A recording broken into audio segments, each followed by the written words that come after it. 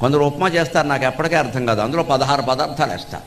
రైతు బజార్లో దొరికే కూరగాయలన్నీ అందులో ఉంటాయి. అది ఉప్మా ఎందుకు అవుతుంది ఏమిటో చెప్పమా అవుతుంది. అది ఉప్మా చేయడం చేతకాని వాడు చేసే పని.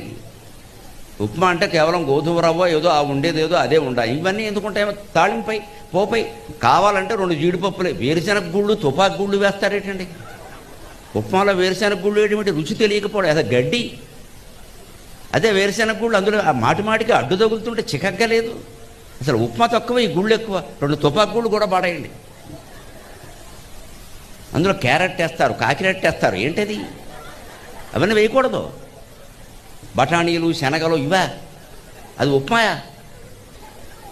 ఒక రకంగా ఎందుకు చేస్తారంటే అది రుచి పాడైంది. ఆ పాడైంది ఎదుటివాడికి తెలవద్దు, అందుకని ఇవన్నీ కలిపి